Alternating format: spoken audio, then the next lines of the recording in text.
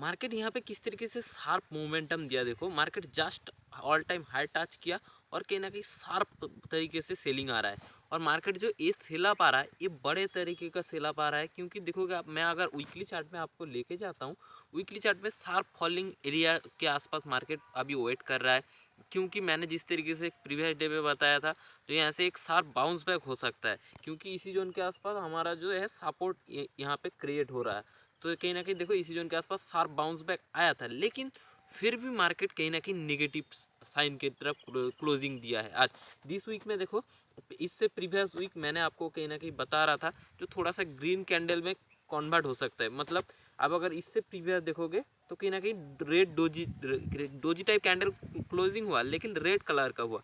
लेकिन इस वीक में भी हम लोग एक्सपेक्टेशन कर रहे थे जो एक ग्रीन कलर का कैंडल बनाएगा, लेकिन मार्केट यहाँ पे बोल रहा है मैं और भी ज़्यादा नेगेटिव हो चुका हूँ। तो कहीं ना कहीं यहाँ पे स्टॉक मार्केट जो है अच्छा खासा नेगेटिव साइड फॉल आ सकता है। तो हम लोग आने वाले टाइम में अगर एक्सपेक्ट कर सकते हैं, तो मेरे को क्या लग रहा है मालूम है, इस सपोर्ट जोन को मार्केट आने वाले टाइम में रेस्पेक्ट नहीं करने वाला है।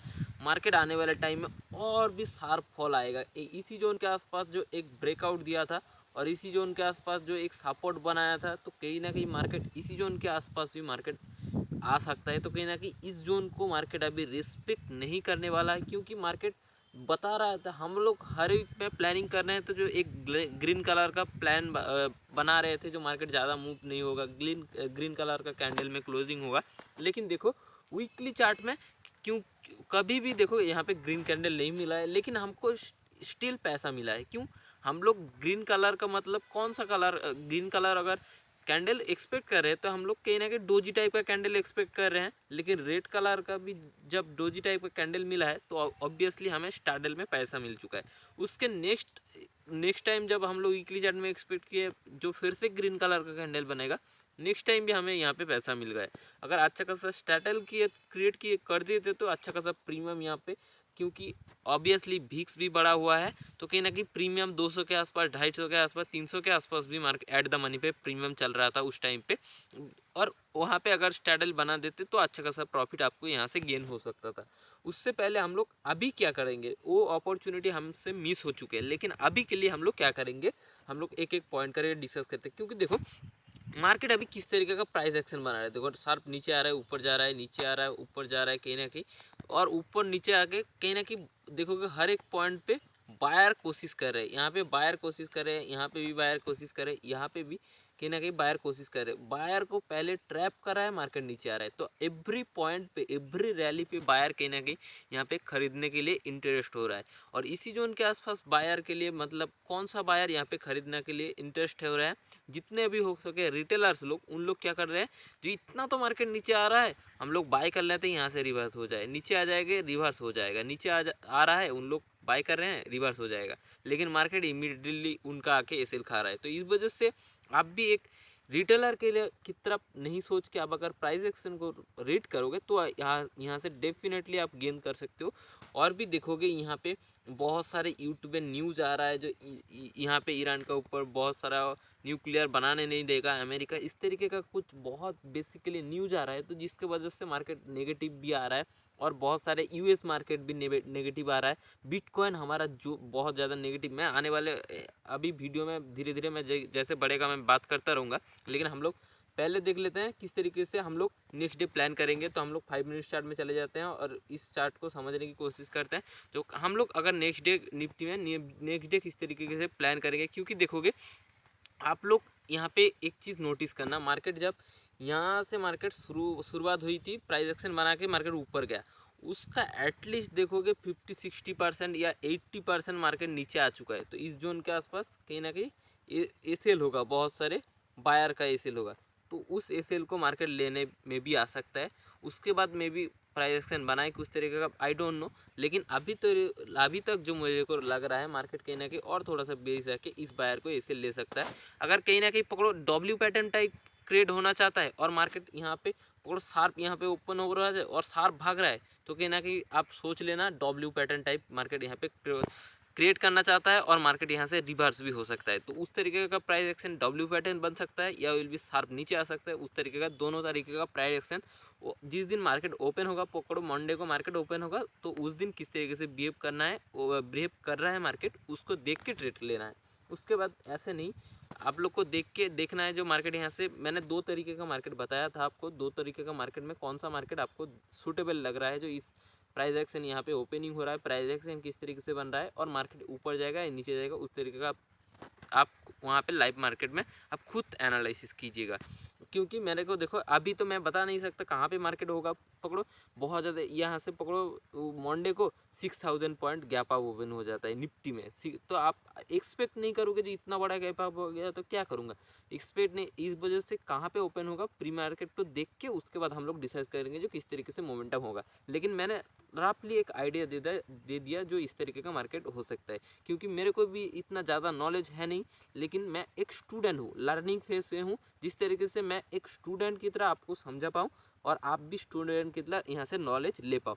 उसके बाद हम लोग आ जाते हैं गोल्ड के चार्ट में। गोल्ड के हम लोग क्या करते हैं, 1 आवर चार्ट में जाते हैं, क्योंकि गोल्ड का 5 मिनट्स में ज़्यादा कुछ लेना देना है नहीं। क्योंकि यहाँ पे हम लोग गोल्ड को 5 मिनट्स में देखेंगे तो यहाँ पे हम लोग प्राइस एक्शन देखेंगे 1 आवर पे, और गोल्ड में एक छोटा सा एसएल के साथ हम लोग ट्रेड ले सकते हैं 5 मिनट्स में। लेकिन देखो गोल्ड का भी प्राइस एक्शन किस तरीके से बन रहा था। देखो मार्केट यहाँ से शार्प बाउंस बैक हुआ, यहाँ पे वेट किया, कहीं ना कहीं पोल एंड फ्लैग पैटर्न बनाया, ऊपर गया कहीं ना कहीं। उसके बाद देखोगे मार्केट प्राइस एक्शन बना के यहाँ पे अभी नीचे आ रहा है। तो कहीं ना कहीं आप अगर देखोगे इसी जोन के आसपास अगर मार्केट नेगेटिव आना आता है तो मार्केट यहाँ तक आ जाएगा। आने वाले टाइम में गोल्ड को हम लोग इसी लो को आसपास रिटेस्ट करने के लिए भी हमें यहाँ पे मार्केट देख सकता है। तो यहाँ पे इसी जोन के आसपास मैं मार्क कर लेता हूँ, इतना बड़ा जोन के आसपास यहाँ पे मार्केट आने वाले टाइम में आ सकता है अगर डाउनवर्ड की तरफ आएगा। क्योंकि प्राइस एक्शन देखोगे किस तरीके से प्राइस एक्शन बन रहा है। देखो मार्केट ऊपर गया, सस्टेन नहीं किया और मार्केट इसी जोन के आसपास घूम रहा है, और इसी जोन के आसपास घूम रहा है तो मार्केट सिंगल शॉट में भी यहाँ पे इसको क्रॉस कर सकता है। और अगर यहाँ से शार्प बाउंस बैक आता है, पकड़ो इसी जोन के आसपास से शार्प बाउंस बैक होकर इसका हाई क्रॉस करता है, तो आने वाले टाइम में कहीं ना कहीं मार्केट फिर से रिटेस्ट करने के लिए इसी जोन के आसपास आएगा। और हम लोग डेली चार्ट में चलते हैं और डेली चार्ट में प्राइस एक्शन को समझते हैं।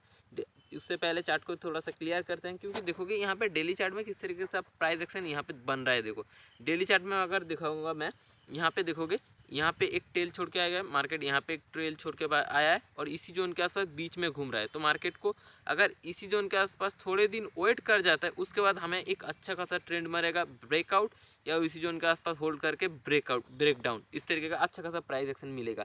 लेकिन हम लोग और भी एक सिंपली वजह से हम लोग क्या करते हैं, वीकली चार्ट में चलते हैं। वीकली चार्ट में एक अच्छा खासा ब्यूटीफुल प्राइस एक्शन बन रहा है।